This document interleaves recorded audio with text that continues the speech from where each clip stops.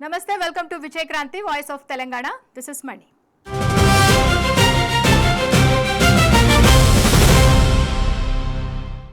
అక్రమార్కుల పట్ల విక్రమార్కుడి లెక్క దూసుకుపోతున్న ఏసీబీ గత 6 నెలల నుంచి పెద్ద అవినీతి తిమింగలాలకు వలవేసి పట్టుకుంది.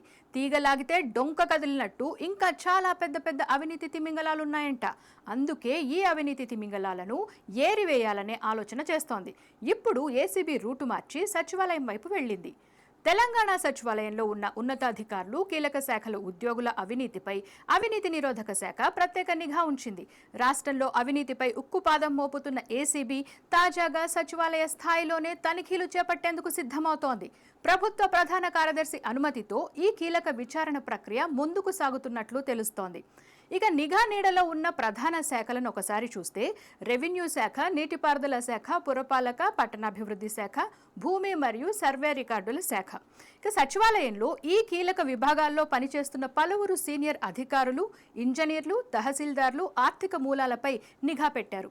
ప్రభుత్వ పథకాలు, ప్రాజెక్టుల అనుమతుల్లో జరిగిన ఆర్థిక నిర్ణయాలను పరిశీలిస్తున్నారు. ప్రస్తుతం అనుమానిత అధికారుల బినామీ ఆస్తులు, ఇటీవల కాలంలో జరిగిన లావాదేవీలపై ఏసీబీ లోతుగా సమాచారాన్ని సేకరిస్తోంది. ఇలా సచివాలయంలోని ఉన్నతాధికారులపై స్పెషల్ ఫోకస్ పెట్టడంతో ఇది కేవలం సమాచార సేకరణకే పరిమితమవుతాయా, లేక రానున్న రోజుల్లో సోదాలు, కేసులు, సంచలనాలకు, పరిణామాలకు దారితీస్తాయా అనే అంశం ప్రస్తుతం తీవ్ర చర్చనీయాంశంగా మారింది. ఇది అధికారిక వర్గాల్లో గుబులు రేపుతోంది.